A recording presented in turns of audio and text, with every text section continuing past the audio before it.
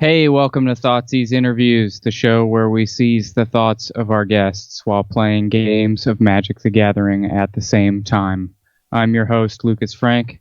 That's my co-host, Cole Smith. And today we're joined by Dave Grohl, although he's frozen, it seems. We're just waiting for his webcam to fix here. He's here with us. I think it's working. Just the cam's frozen. We can just the cam. We can just ask him the questions anyway. It's just the cam that's not working. I think so. All right. Okay. So Cool. I guess I'll just go. I'll just go with the first question. So Dave, coming off your recent pardon by former President Trump for crimes against humanity related to your recent song "Shame, Shame," I was wondering, how does it feel to be a hack who rode the coattails of the voice of a generation to peddle middle-of-the-road dad rock for 3 decades? That's a really interesting question. Oh, Dave? Looks like Dave's still frozen. Dave's still frozen? Okay, well, we can just continue on with the rest of the show. So basically, we wanted to make this one. It's kind of we'll catch Dave some other time. We'll get him next time. Yeah, he could. It might start working later, so he could join us. So the basic question that we want to answer is like, what is this game, Magic the Gathering? How do you play it? We just kind of want to give a little, I don't know, like a primer on what the game is, because I feel like we do this show and we never really explain much about it. We talk about specific cards, but we don't really ever talk about just like the game in general. So the idea was, I guess, to have a video to point to of like, okay, you want to learn more about the game, here it all is. True. So we've written a couple different things out. Magic the Gathering is a trading card game originally created by Richard Garfield, released by Wizards of the Coast in 1993, my birth year. And it was one of the first, I think it was the first collectible trading card game, other than like I think baseball cards predates the game, but it wasn't a game. Yeah, but that wasn't like baseball a cards game. Wasn't a game, right? I guess baseball is a game. Baseball is a game, but the cards themselves weren't a game to be played, right? Yeah, so the game basically, the point of the game is, consists of 2 players, and they're competing to defeat their opponent first. And that's generally by bringing their life total from the starting 20 points down to 0 points. And they do this by spending their mana over turns to play creatures and spells and other items and abilities. Well, Cole, what is mana, Cole? Talk to me about what mana is. You can't just say mana. Well, I think we're going to get to that later. You just got to, turn the page in your notes, you'll find. But mana is basically, like, it's like life force, I think it's like an idea that's discussed throughout literature. It's like a force of nature. Yeah, right? That's what mana is in the world, but in the game of Magic, what is mana? Well, mana, I don't know, man. You got you're putting me on the spot here. I usually describe it as it's Magic's a resource game, and this is like the money you use to spend to cast your stuff, to play your stuff. This is your resource. Like if you're playing, a capitalist mentality. If you've played, what's the board game we always play? And Lindsay and John get all heated. Catan. Yeah, like if you play Catan, like you collect wood and stuff like that. It's kind of like that. Right. But we'll get to what mana is later on in the outline, I believe. But so you basically you have a deck of cards. You're playing cards from this like completely customizable deck that you build before you play the game. So generally there's 60 cards in the deck. Some formats and decks have more or less cards in your deck, but they're generally designed around a theme, whether it's like a specific color scheme or a specific strategy. And then like as you get to higher levels, formats tend to be defined by certain archetypes of decks that the metagames decided are the best, you know, or like the top performing decks. True. And different formats, which are collections of, which are different versions of the game. I mean, Magic is, there are so many cards that Magic is kind of a rules engine for many different games. There's many different ways to play the game of Magic, kind of like how chess these days has, like, they'll set up the chessboard differently. Or they'll add different rules for different tournaments, different ways to play chess. And Magic is similar in that sense, where they've been making new Magic cards for since 1993, and so that there's thousands of Magic cards. So they've split it up into one version of the game is or a format is you only play with cards from the past 10 years or so, and there have been and that's modern, right? That's what we played with Phoebe. That's what we played with Dijon. It's kind of the format that at least I feel the most comfortable in, and kind of my favorite. Modern consists of cards released about 10 years. Standard, which we're going to play today, is cards only from the most recent 4 sets or so. You can collect physical cards, obviously, and play in person with a friend or at a local store, which is how Cole and I met at a Magic the Gathering tournament in Koreatown, Los Angeles. We did. It's funny that we haven't mentioned that on the show yet, but I know. Weird. That is how we know each other. Do you want to tell that story real quick? Yeah. I went pretty frequently. I played Magic as a kid and then stopped for like a decade, and then I was in a Target checkout line and I saw the Magic the Gathering pre-made decks, and I was on the phone with my girlfriend at the time, and I was like, man, I'm looking at these Magic the Gathering cards and they look really tempting to me. And she was like, you should buy it, just buy them. And I was like, no, you don't understand. It's like, this is like falling off the wagon for me. Like, it's all over if I buy these cards. Tigers in chat says Modern is 18 years now, which is kind of wild. 18-year card pool for Modern. So that's like chess with thousands of different pieces. And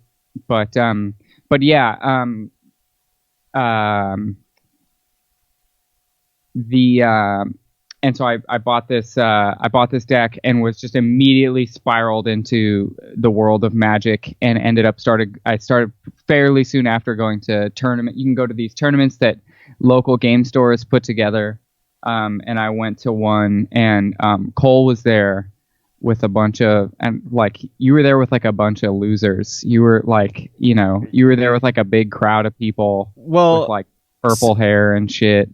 I was there with my sober living crew. Because I was living in sober living, and I had started playing Magic maybe like 2 years before that. My bandmate had was like a deep gamer, and Colin and him had gotten super into Magic and were playing each other, and I had played when I was a kid, and I was like, I should get in on this. And so then played with them a little bit, and then kind of just gave up.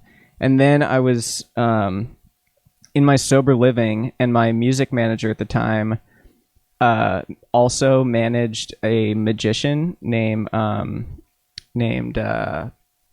Derek DeBlas, some shit, I don't know, a magician. And so he convinced me to go to this magician's show, and I went to the show, and it was kind of mind blowing. I was like, wow, I'd never been to like a sleight of hand kind unrelated of to Magic the Gathering, right? Completely unrelated. Yeah. So then the next day I was at my sober living, and I was like talking to this guy, Eric Stoltz, John Stoltz. I can't remember. Eric Stoltz is the actor, right? I don't know. John Stoltz, I think was his name. Anyway. Sup Deluxe Boo. Thoughtseized super fan. I just was talking to John Stoltz, and I was like, hey man, do you like Magic? Just talking about the magician. And he was like, oh man, I play Magic like every day. And everybody else in the sober living was like, yo, this kid goes to tournaments like every Thursday. And I was like, oh fuck. So then I had my wife bring my cards, and I started playing with John. And then we would just go, like when you're in a sober living, you have a curfew that's I think like 8 or something. And it was just like any excuse to stay out past curfew is so tight, So it was like, he's like, we're going to this Magic tournament. And he was the like resident supervisor of the house. So he like made the rules. So I got to leave the house with John Stoltz. And you had an out. I had an out. So I went to this store with John Stoltz and some sober living people, because it was like a competition thing. They'd be like, did Cole beat John? And it's like, well, we didn't even play against each other, but right. It was like this like big thing where all the kids would freak out. Anyway, we were there, and I got paired up with this vampire looking kid playing Sultai Death Shadow. Yeah, and you were playing elves, and I was mad because I was like, who is this? Like, I liked my community of Magic, like pure Magic nerds. And then I was like, who is this fucking cool guy coming into my community, bringing all these people? And like, you were there with like 4 or 5 other people who didn't play Magic. And they were kind of like laughing at the scene. And I was super pissed.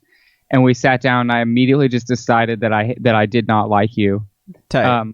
And we started playing, and you immediately proceeded to not attack my Liliana the Last Hope, and I was like, oh, I'm just gonna roll this guy, and then we started. That was the beginning of a beautiful friendship. I think we got to talking. We realized we were both newly sober. Mm-hmm. We were both musicians, and that we were both clearly playing Magic the Gathering. And I was like, damn, this guy actually seems kind of cool and kind of nice. Like, it made me feel really good at the time, because I was like, I think I had to leave early, and I was like, I got to go back to my sober living. You're like, oh, sober living, sick. Like, I just got sober. That guy over there is sober. That guy over there, and I was just like, wow, this is. Yep, there was. That's right. Jake was sober and had just come out of a sober living nearby too. And then we talked about having me and John Stoltz talked about having like a Magic the Gathering fellowship, because another kid in my sober living named Corey played Magic a bunch when he was a kid. So like, anyway. What is going on in chat? How do we give people timeouts in chat? I don't know. Adam.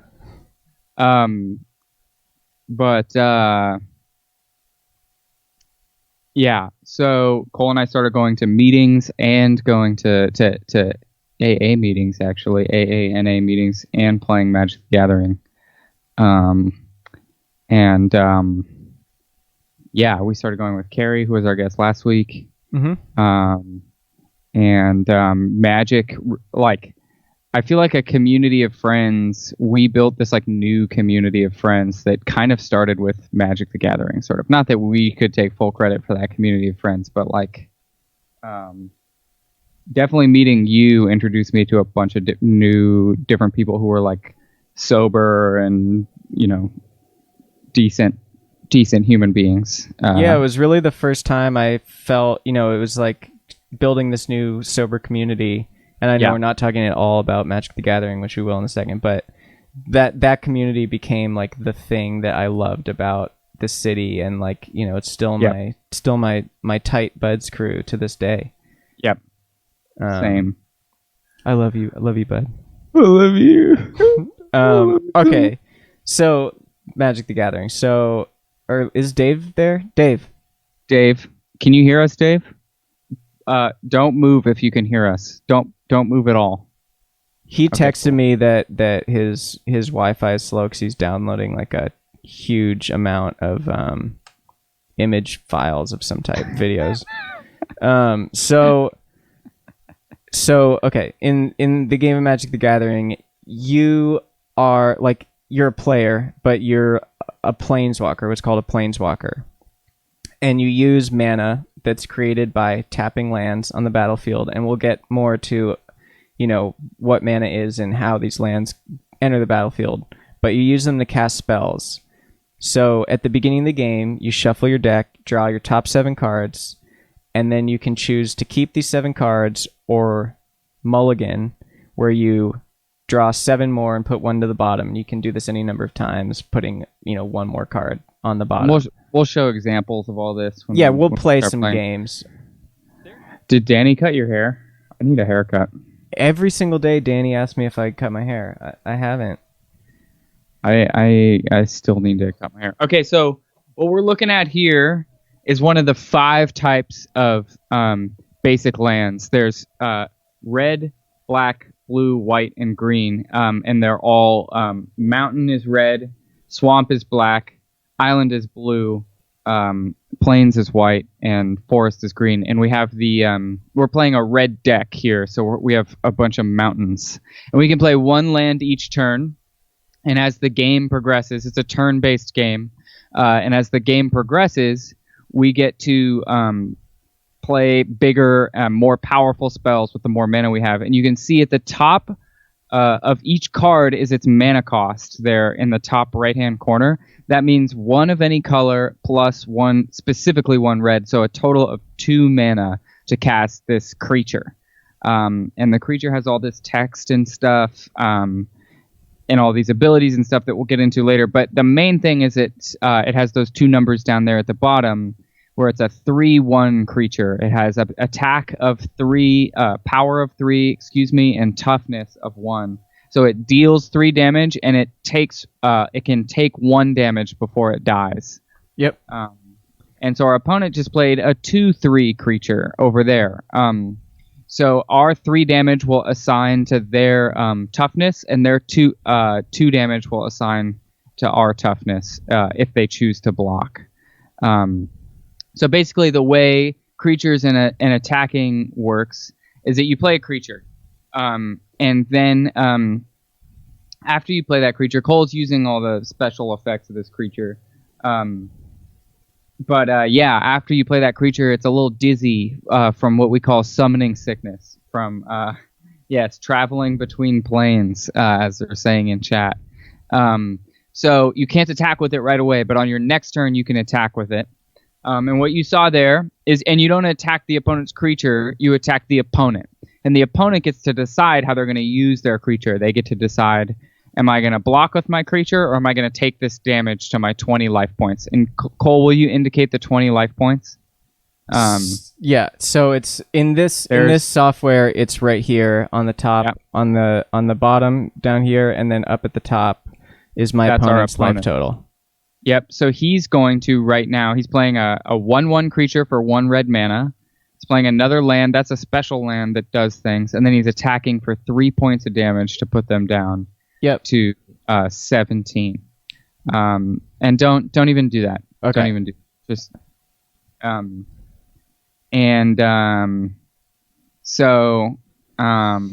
we're playing against a bot right now, and they're sending us these weird messages that are kind of uncomfortable.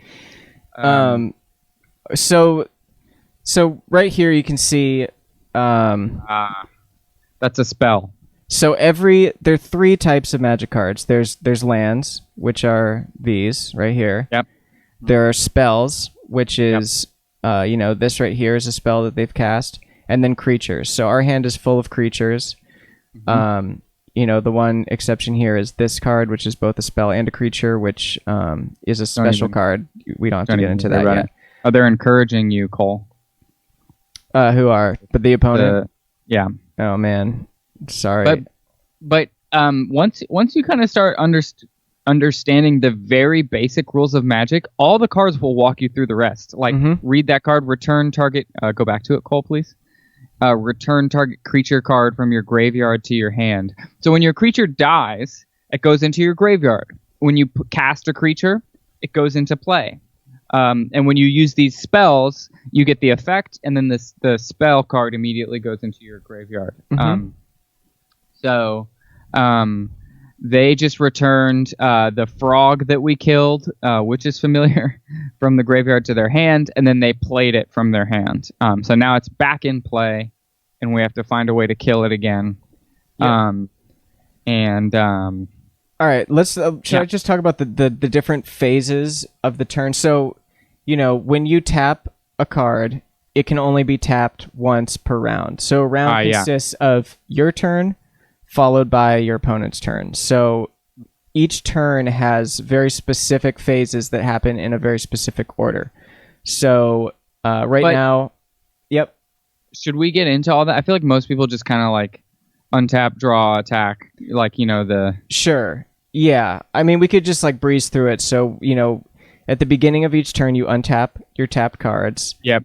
And then there's a phase before you draw your next card, which is called your upkeep. And there are certain effects that happen during that time, depending on the cards.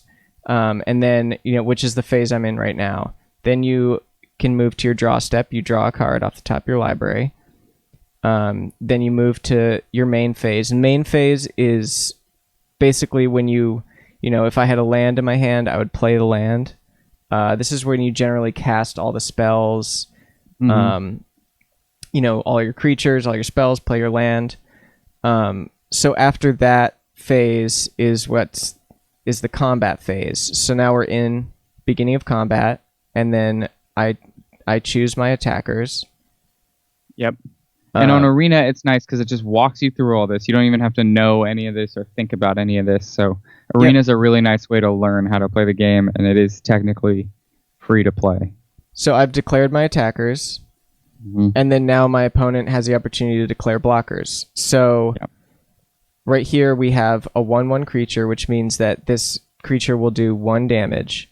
They assign their blockers. So I'm attacking my opponent, but they've blocked with a creature. So instead of this dealing 1 damage to my opponent, it deals 1 damage to the blocking creature, and vice versa. Their blocking creature will deal its 2 power damage to my creature. Right. So we have various effects and things that we can do after they've declared their blockers, which maybe we'll just give this guy a little extra power here and here. So here's a spell that reads: target creature gets +2/+0 until end of turn. So +2 power and +0 toughness. So you can do this before the damage happens. So we've done it to this creature so that now the power is equal to 3, which will kill this creature here. And then the damage happens. So after damage happens, then we have a second main phase where we can cast creature spells again. So we've cast a creature, and we have nothing else we can do. All our mana is tapped, and we end our turn. And then the opponent will do the same thing. So let's talk about tapping. So the way that I said that each turn you play down a land, and as the game goes on, you have more lands in play, you can do more things, right? So the way that you use those lands, we were saying tap for mana. Having them in play doesn't mean you inherently can kind of cast these. Having 4 mana in play, you can only tap it to get mana from it once each turn, to cast your spell once each turn. It's like you're using the land. So Cole's highlighting over Kargan Intimidator, and this card costs 2 mana, so that means he's going to tap 2 of his lands, and those lands can't be used again until the next turn. And the same goes for attacking with creatures. When you attack with creatures, they're tapped. And that means that you can't block with them when your opponent attacks you on their turn. They've been used. Right. They're turned sideways to show that they've been used. Yep. So when you attack, you have to think about, well, what's which ones do I leave back to block? Do I need to leave things back to block? This annoying little robot keeps talking to us. I know. But yeah, so just like in real life Magic, your opponent will just talk to you about, I'm a musician, I'm sober. Where are you coming from? Yeah. But yeah. I hope I win, but I hope you win too.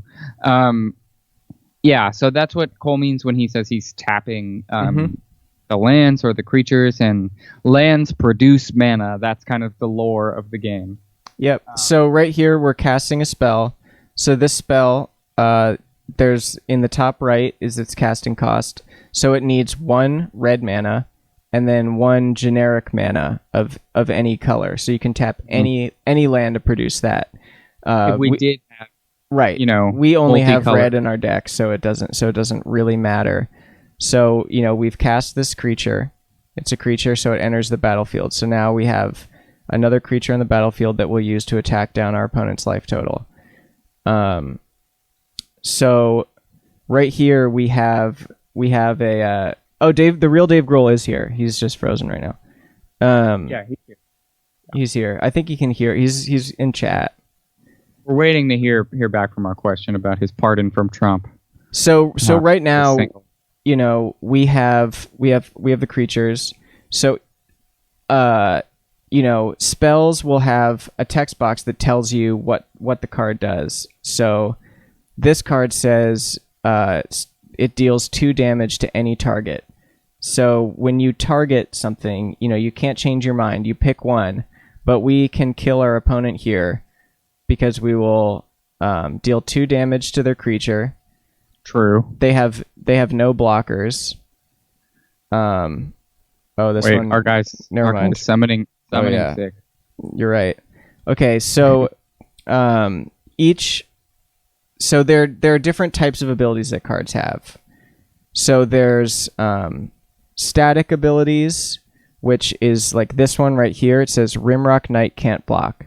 So that as long as this card is on the battlefield, that's always true. Then we have triggered abilities, which I don't see any here. Here's one. Whenever Bone Crusher Giant becomes the target of a spell, Bone Crusher Giant deals 2 damage to that spell's controller. So that's a triggered ability. So if it becomes the target of a spell, then that ability is triggered and then the action happens. And then the third type is an activated ability. So that's an example is right here in Kargan Intimidator. You pay 1 mana in order to activate it, and you can choose from one of these 3 options. It can either gain 1 power and 1 toughness till end of turn, or it can become unblockable or gain an ability called Trample, which I guess we can talk about some other time or whatever. Yeah, and all this might sound complicated and convoluted and impossible to remember all these different things, but you really just read the cards that you have and they tell you how they work, Yeah. So Cole's describing all the different combination of things that could come up, but you don't have to know like, oh, Rimrock Knight can't block. That's called a passive ability. You can just kind of play the game and it'll work itself out. The game, once you understand, I draw 1 card per turn. I start with 7 cards in hand, draw 1 card per turn, play 1 land per turn, tap, untap, draw, all that stuff. It's like, then the game just explains itself. You just read the cards and from there, it's easy. You don't even have to play it 100% right when you're playing with friends, and it's impossible to play it wrong when you're on Arena, so it's really easy to learn. Totally. I don't know why we're advertising for Wizards of the Coast so hard right now, but I guess we're indoctrinating new people into this game. This robot thinks we're really, really dumb. Really thinking, yeah. So yeah, here we most likely have our opponent dead. So they have 1 card in their hand, which could be some type of spell that would keep them from taking this 9 damage. But the best thing to do first is just to check out what's going on. So we've attacked, and they have lost the game. Yeah, someone in chat said there's a rule in Magic that says all of these rules are valid, but a card can always say otherwise, right? So cards kind of the text on the cards kind of are the rules of the game, other than these very basic principles of you need to tap mana to cast your creatures for the most part, or these sort of different principles. So we're gonna go through. I think that's probably. We should talk about. Yeah, I guess we. Do you want to talk about like the play area, the battlefield, what you're seeing when you look at the table that you're playing on. Yeah, you're seeing a weird sort of night landscape here. It appears to me with some stones and big field. No, what do you mean? Like where the different places where cards go, or like? Yeah, like like the part of the notes that says that. Oh, I haven't been going off the notes. Oh, I didn't notice. Okay, so this is the play area.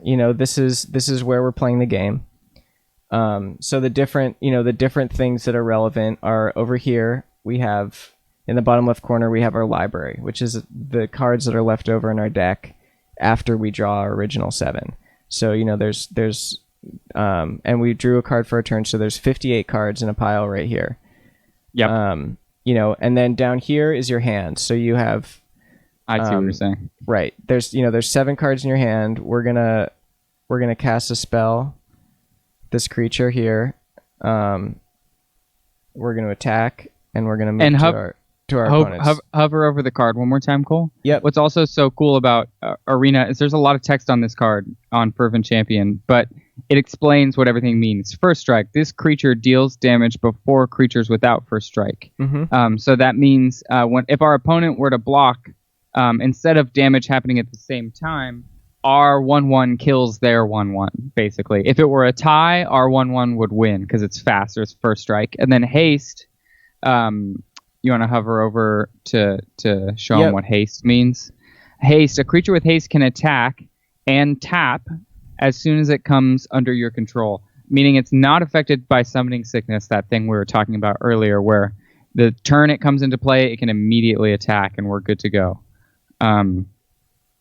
But they have a 1/5, which is super annoying for us. It's not good for us, but we'll dig ourselves out. Their 1/5 kills our 1/1. So where the area, when we've played creatures out of our hand, we're both playing creature-based decks. They've entered the battlefield. So this middle part of the table is the battlefield, where our lands are and where these creatures stay. So any card that enters the battlefield is called a permanent. And we have 5 permanents in play, and our opponent has all these permanents in play. And I guess maybe I'll let something die so we can talk about the graveyard. Our opponent's over there playing a blue deck, as you can see, with their islands, and they have flying creatures. Hover over those flyers. Flying means that it can't be blocked by creatures without flying. It flies over our creatures. It's a powerful ability in Magic the Gathering, to be sure. And the cards are kind of built around these abilities. So this is a bird, so it flies. This is a wall, so it blocks. Yeah, so it can it can block the creatures. This guy just has no flavor whatsoever. Just a merman. So we've just attacked, made a bad attack, and we had 2 creatures die. So we now have 2 cards in our graveyard. So the graveyard's like your discard pile. Any creatures that die, any spells that you've cast, or permanents that are sacrificed, they all go here, and they remain face up so that your opponent and both you and your opponent can see what's in there. And there are certain strategies that allow you to interact with your graveyard and, sometimes cast spells from your graveyard, or whatever. And then the last state of card state is exile, when the card has completely left the game, and in most cases it's just out of play completely. Yeah. You want to talk about the different... I know we talked a little bit about the game actions, but do you want to just go through what they all are briefly? Sure. Yeah, so as you can see, there's that land in the bottom left corner that has an arrow on it, and that means tapping. That means it's tapped, it's been used. Like, we're about to tap all 4 of our lands to cast Torbrand. Yep. And that means our lands are used for the turn. We can't use them. They're not untapped until the next turn. We've spent our mana. Lands tap for mana. That's kind of the lore of the game, like I said. And so they're, in Arena, it's nice and kind of represents how it's been used for the turn, and we can't use it again. Casting spells, like we said, in order to cast a spell, you got to pay its mana cost. And if it's a creature or if it's a permanent, like all the permanent meaning things that stay in play, creatures stay in play. There are things called enchantments that stay in play. There's all sorts of different types of permanents. They stay in play if it's an instant or sorcery spell. Spells are usually like here's another good example of a permanent. The Embercleave is a big sword, and that'll stay in play because one of our creatures is going to be wielding it. Right. What's the difference between legendary creatures and other creatures? So someone in chat asks. So legendary creatures are like in the game, they're like famous creatures, and they're super special. And you can't have, for that reason, because they're special fancy creatures, you can't have more than one of the same legendary creature in play at a time. Let's try to cast. So we already have. It's generally like creatures that are, or characters that are like part of the Magic lore. Because there's one of them. There can be like a shitload of Akum Hellhounds. Mm-hmm. You can just have an army of fucking dogs, but there's only one Torbrand. So if I cast Torbrand, as here, we all know, of course, there's only one. Only one Torbrand. And it says legendary creature there in the middle. That's how you know. Yep. And it has a fancy border. Mm-hmm. But yeah. So it'll ask, we already have a copy of this creature in play, and we say yes. And then we have to pick one. There can only be one, so we have to pick one. So it basically just, it kills itself. And let's see what else. So yeah. So instant and sorcery spells, they're like quick effects. You use it once, and then it goes to your graveyard. Like our opponent just cast this in order to prevent themselves from dying that turn. And it says return target creature to its owner's hand, and they returned our Torbrand. So that meant we couldn't attack with it. Let's see. Attacking and blocking. This is the most common way to win the game. The goal is to bring your opponent's life total down to 0 by attacking them with creatures on the battlefield, like Cole is doing right now. Ooh. So they've cast an instant spell. Yep. To return our creature to its hand so that we can't kill them. And an instant spell can be cast at any time. It's the only type of spell that can be cast on your opponent's turn, or at any time, or creatures or permanents that have flash ability can be cast at any time. Right. And then there's one other thing I forgot where I was going, but that's pretty much it. One common thing for new players is they think that you attack your opponent's other creatures, but you're always attacking your opponent and not their creatures, and that's not going to do anything. Cool. Yeah. So. But you could have blocked. They're flying, bro. You could have blocked the. What's the?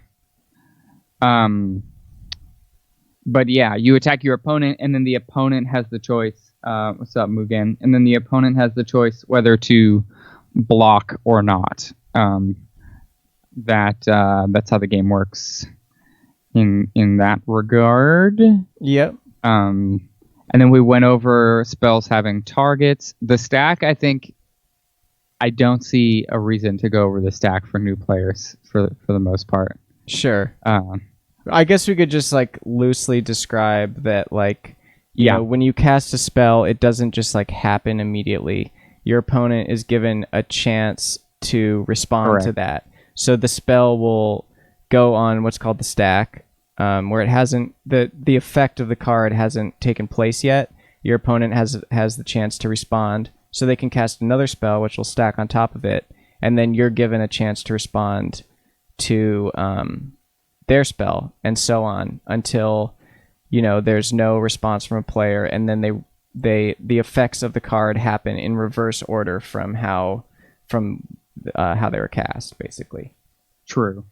So the last card, the effect of the last card happens first, and, you know, goes down the stack that way. So should we run a couple games, not against the bot? Should we just Yeah, sure. Do you want to just like maybe talk through a little bit what's going on? Sure.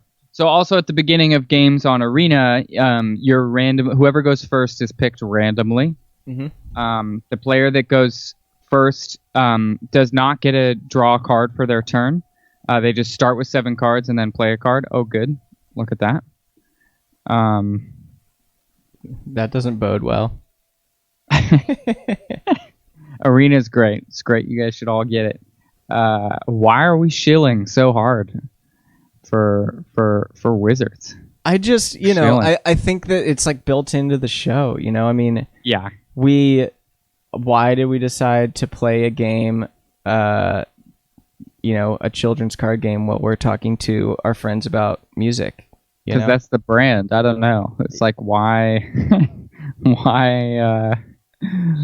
do anything? Right. I mean, I think, you know, there's something about it that, like, it's like making ourselves kind of vulnerable or something. I guess we can cut this part out of the YouTube video. Yeah, definitely. There's a couple parts we can maybe cut out. But I guess we were going to talk about this game a little bit. So, you know, our strategy is basically to attack our opponent as much as possible, get their life total low as quickly as possible, and our opponent's goal is to like slow the game down, and eventually just become so defensive that we run out of stuff to do. It's kind of the idea, or they play one big thing and kill us with their big thing. I don't know. Mm-hmm. But they're trying to slow us down, and we're trying to, you know, just like power it out. I think I could have killed them there if I did that, but whatever. Maybe we'll get swept playing against baby teeth. We're definitely gonna get swept. So that's like something that, you know, decks like this have to worry about a lot. We're loading up the battlefield. We're committing a lot of cards to the battlefield, and they play cards that will just kill everything all at once. Commonly known as sweepers. They sweep the board. They do sweep the board, or wrath effects, because of the iconic card Wrath of God. Yeah, that's correct. Cool. I think they're dead. They're definitely dead to a land. But we have so some lands aren't just like basic lands. Like show them plains, Cole. Right. Show them. So that's a basic white land, right? It's just a plains. And then that's our basic mountain. And then there are lands that tap for mana, just like a mountain does, but they also do special things like Castle Embreth. If you want to hover over our red castle here, you can tap 3 mana and the castle to give all of our creatures +1/+0, and that's a really powerful effect on a land. Why wouldn't you just play all Castle Embreth, you ask? Well, in Magic, you can only have 4 of each non-basic land card. So basic lands are the only cards that you can have more than multiples of 4 of. you can't just fill your deck with all one card, first of all. Second of all, there are drawbacks to these lands that are written on the card. And so that's why you might not just because it's a powerful effect to have stapled onto a land. So decks often play more than play different kinds of lands that do different things, other than just the on color lands for your deck. I guess we could talk a little bit just about this software. I think that this is if you're looking for an entry point into the game, besides like especially during this global pandemic, it's not like, to get political, right? Hey, everyone's entitled to their opinion. Just kidding. Nobody's entitled to any opinions. What the fuck am I talking about? Oh, the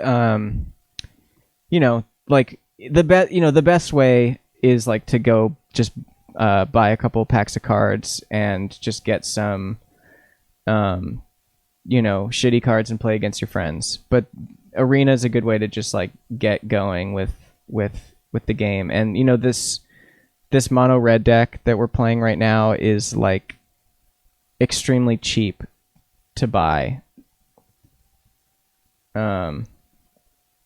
Which is why we're playing it, because I think it's a simple way of illustrating like the way the game works, and because it's like pretty attainable. True.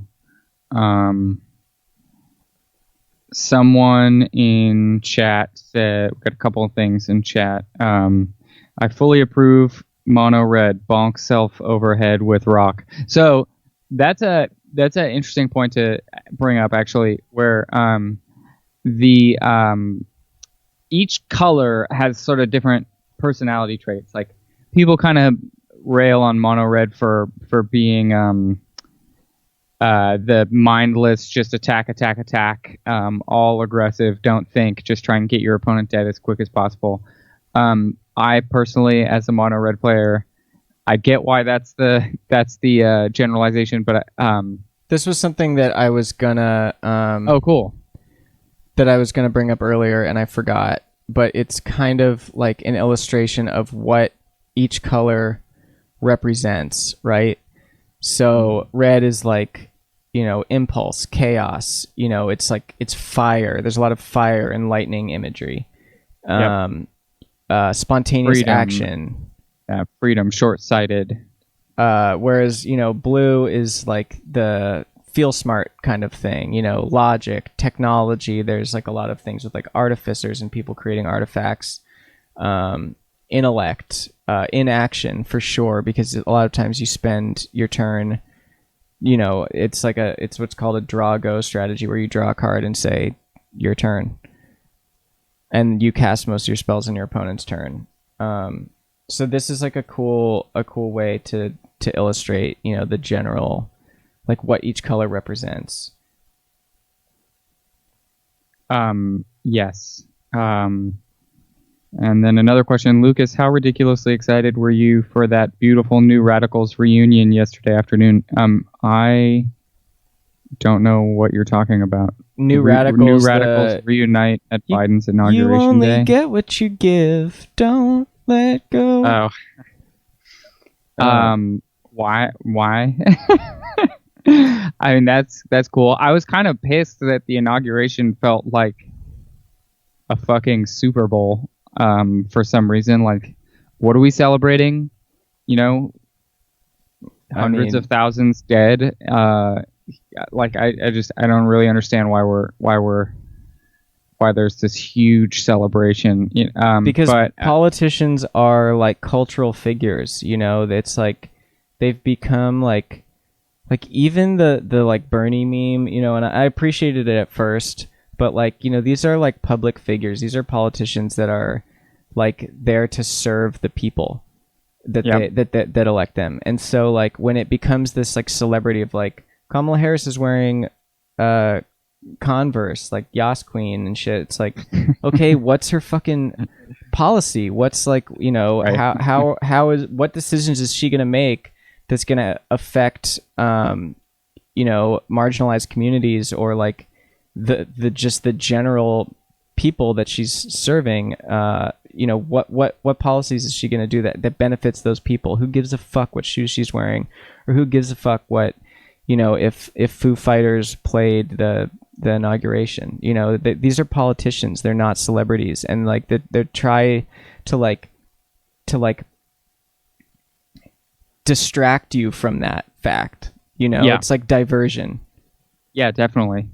I agree with that.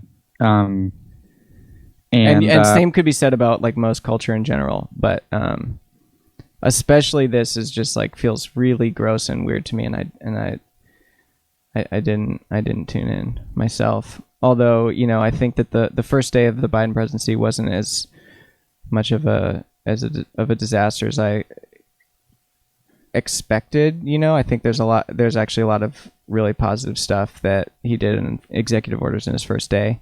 Mm-hmm.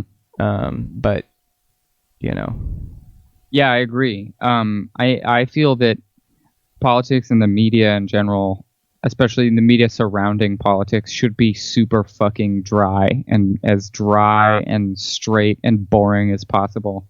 But so when I see stuff like, I don't know why the inauguration is this big, like Super Bowl effect. I mean, I do know why, but it's just gross to watch. I agree. So we were talking, I guess, a little bit about like the different archetypes and stuff, and I think the comment, the like mono red bonk self over head with a rock, like gets at this like kind of fallacy in terms of the general way that Magic is played, that like if you play a blue deck you're smart, and if you play a red deck you're stupid. And I think that there's a lot of like really interesting decisions that can happen in both archetypes, and I think the best players know them all inside out and can play them depending on how they feel the deck is positioned in the general game. But like the main thing is, like, if you're looking to build a deck, just play whatever seems fun to you. Blue deck doesn't mean that like you're like smarter than your opponent. Yeah, there are plenty of examples of blue decks that are real straightforward to play, and black or red decks that are really complicated. Mm-hmm. But I thought we'd just play a blue deck just to like give an example of the type of gameplay. Sure. So like, our last deck was full of these like very cheap spells. Everything costs 1 or 2 or 3. This has like much more expensive, but like a total of potentially 6 mana. Much more powerful spells. Mm-hmm. And a lot of these spells are instants, so they can be cast at any time. Counter it. Yeah. Counter it. So this is a counter spell. So my opponent plays a card that will be very bad for me to have them be able to play. So we play a counter spell. Counter spell works in the sense where it's like there are. Will you hover over Hagra Mauling for me real quick? Yep. Hagra Mauling. If you would look at, this is a double-faced card where it's 2 cards in one. You can flip it over to either side and play either card. One side is a land, and the other side is a spell. This is a new thing in Magic, by the way. And the other side is a spell. And Hagra Mauling kills a creature that's in play. A counter spell kills or cancels or denies a card that is being played. You can't counter a spell after it's already in play. We would have to, like, if we wanted to counter this thing, we would have to do it right then as it was on the stack. That thing we were talking about earlier, the sort of purgatory where it's in between in play and their hand. And so now that it's in play, we can kill it with one of our cards, but we can't counter it anymore. Just like we can't kill it when it's on the stack or in our opponent's hand. We can only kill it once it's on the battlefield. And this is all stuff that becomes clear as you get better at Magic. And not even as you get better, but just as you get used to the game. Do you play Mauling Tapped here and just play the 3-drop? Although I do have a sweeper for next turn, so I don't know if I want to like maximize my value. I could just get down tome. But the nice thing about Nightmare is that it clears the way for the sweeper. Sure. Like if they play another thing. Mm-hmm. And they're stuck on mana. Yep. And slightly incentivized to main phase if they have another Wind Robber. Mm-hmm. But yeah. So Cole just played. Cole has 2 enchantments in play. These are permanents that aren't creatures or lands.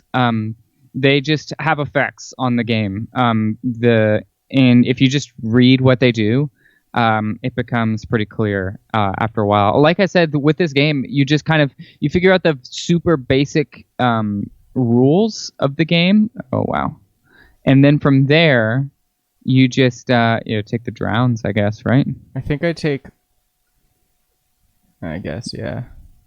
Then you can just play, try and run out Tome. And if they counter it, you can put Yorion in your hand. Yeah. Or you can crack Omen. Yeah. I might just put Yorion in my hand. Like, yeah. I want to be casting multiple spells per turn because my opponent can only play one spell because they've they don't haven't drawn their lands. One of the main principles of the game is you want to try and use all your mana every turn. So if you're caught between if you have 3 mana and you don't know, should I play my 3 mana spell or my 3 1 mana spells? It's usually better to play multiple spells in one turn. Or if you have 3 mana and you're like, I could play my 2 mana spell, or I could play 3 1 mana spell, 2 mana and a 1 mana. Well, what am I trying to say? You want to pick the line that uses all your mana. For some reason, I'm having trouble giving you an example of that. Android96 asks, how long have you been playing this game? I played when I was a kid, 11 or 12, and then stopped when I was 13, 14, but I was really obsessed with the game, and would go to local tournaments and stuff. And then I stopped and picked it up 5 years ago. And I think similar situation for Cole. Yeah, I think mine's the same. I played when I was a kid and then got back into it, like 4 or 5 years ago. Something like that. Yep.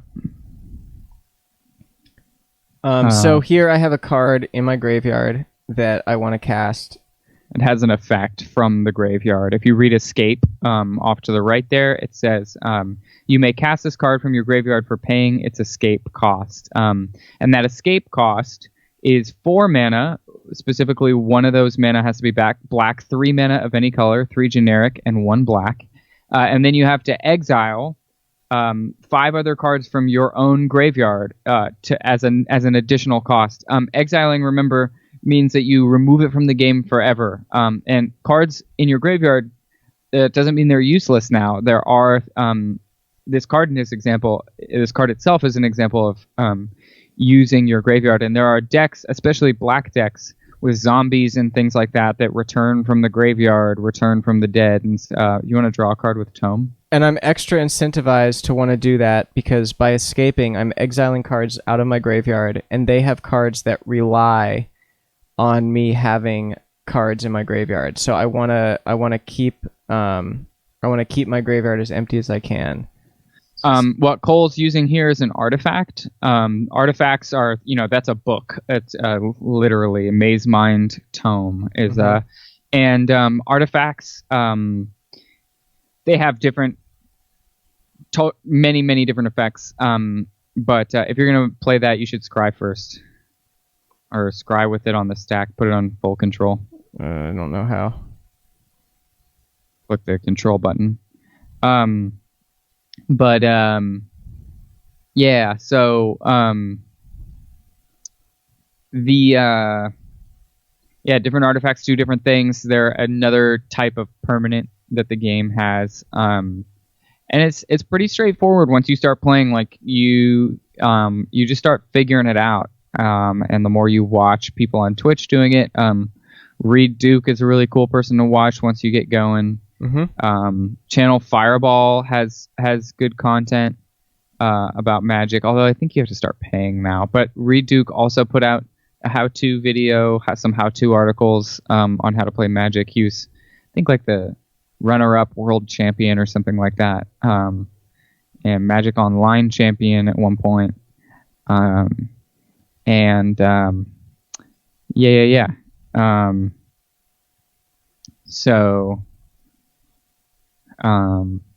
running out of things to say about the game, man. I mean, why do you like Magic, Cole? I just think it's, there is a lot of strategy and thinking, and so it's a fun game. It's very interactive, like ideally, so you're spending a lot of time interacting with your opponent and making specific decisions based on what they're doing. And I think that the art and stuff in this game is very, very cool.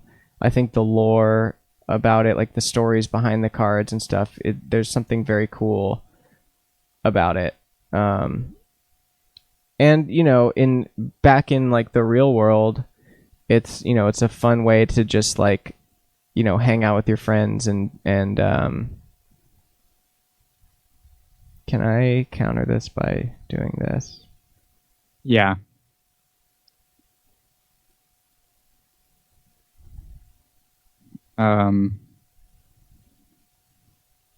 Chess meets poker meets contract negotiation. Yeah. I mean, there's some... Is that Juice Never Sleeps in chat? Is that who we're talking to? Yeah. The art is pretty cool. Yeah, it is. Yeah. No. Yeah, I was about to say. Sup, JP. JP, who made the red comment earlier, is a known Burn player. Who you've probably played against at turn 0, Cole. Right on. But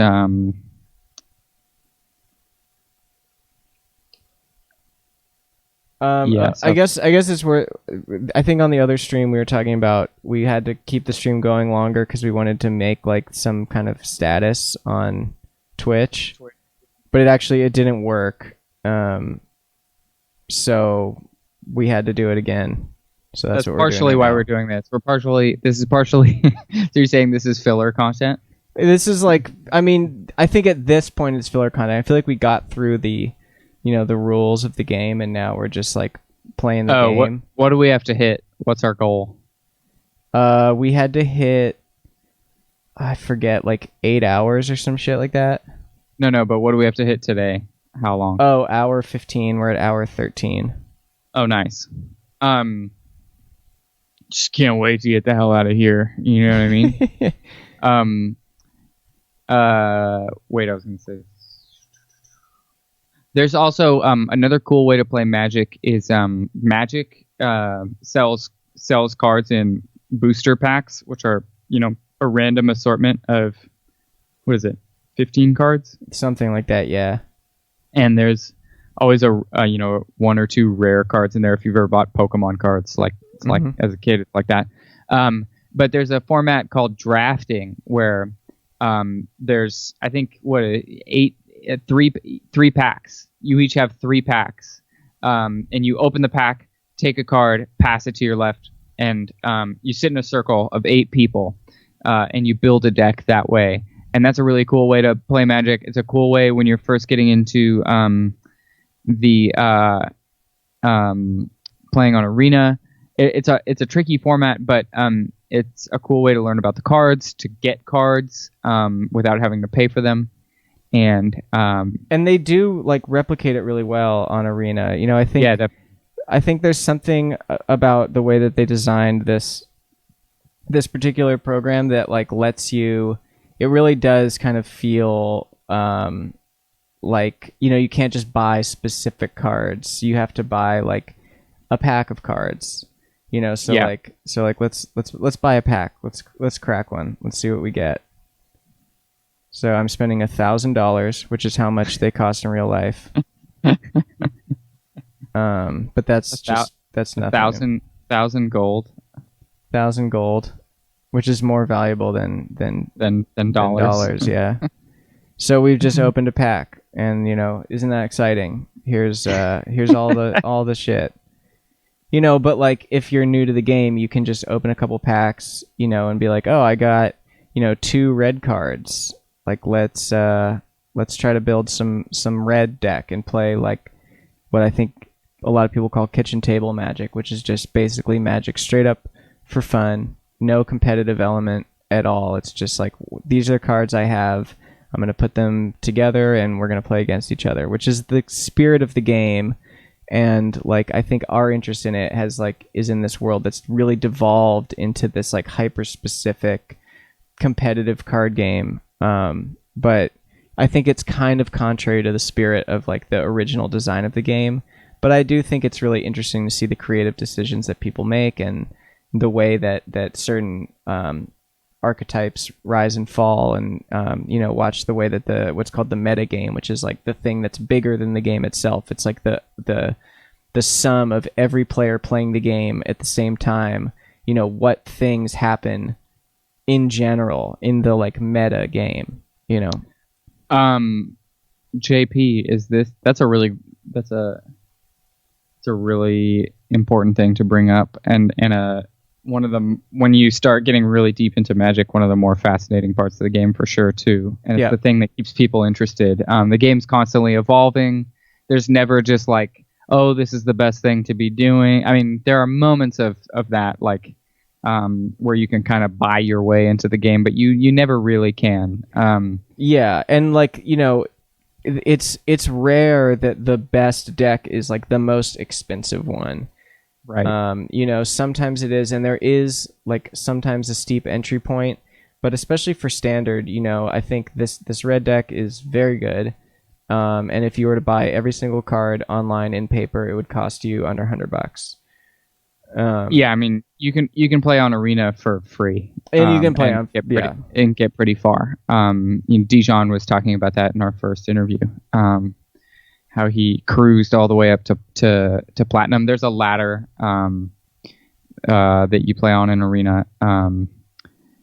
JP, this is a funny episode for you to tune into, man. I also like the contract negotiation. It's not really like a real episode. This is just kind of a stream that we wanted to put together to like take stuff from it and like be able to describe what the game is, because there's this big unanswered question in the show, which is like, why are we playing Magic the Gathering? Right, which is, I mean, Magic the Gathering is very important to our friendship, to our community. I don't know. It's the thing that makes it more interesting than just a regular interview, right? Dave Grohl only plays. He only plays. Was going to be jamming Teamer Cube on MTGO. He only plays Vintage Cube with the real actual cards themselves and no restrictions. Because for him, the thing that's fun about the game is how expensive the cards are. Right. Because I think that for a lot of people, when they hear about Magic, they're like, oh, the Black Lotus, and there is a card out there that's worth like $15,000 or more. A mint condition. Mint condition one is, but most of them are like $4,000 or something, which is insane. Anyway, right. I think that there's this like the old cards are really expensive and like very powerful. And that's what Dave. That's what DG likes about the game, is just the amount of money that he can spend on the cards. We clickbaited JP so hard we got him. The one of my favorite Dave quotes is he's winning. Has a Grammy in hand, and he had spent like $2 million or some shit renovating his whole garage and turning it into a studio. And he's like, this just goes to show you that you can make a rock record in your garage and still win a Grammy. It's like, man, you have like a $4 million garage. Yeah, you can do that, Dave Grohl. You sure can. I don't even have a garage. Not that, I mean, he's right. I mean, Well, I think Billie the more Eilish's record probably cost nothing to make. He's like the quintessential rockist. Like rock is the real music, and there's this like, not that Dave Grohl is I don't even know. Not that Dave Grohl is like spouting any type of ideology, but like rock music has been like a historically white male dominated genre, and so for him to say like this is the only real music, there's like a lot of subtext to be read from that. So like to say like you can make this album in your garage, like you don't need, like people make successful albums literally on their laptop in bed, like that is like the fucking punk rock DIY thing that you should be talking about. But which maybe he does. I really don't know anything about Dave Grohl, and I didn't bring you Dave, I didn't bring you on the pod, on the whatever this is, Twitch, to talk shit about you, because I think you're a really great guy. We literally did, though. No, the conversation started off good. He started getting nasty first. That's true. That's a good point. He fully started it, yeah, and then stormed off in a huff. I just couldn't believe the shit he was saying about your music. I was just like, fuck, man, it's brutal, but true, but really true. Harsh but true. And harsh but true, yeah. I appreciate his direct, brutal honesty. Mm-hmm. And I'll take some of those notes with me into the $4 million garage. Well, all right. Goodbye, everybody. Goodbye.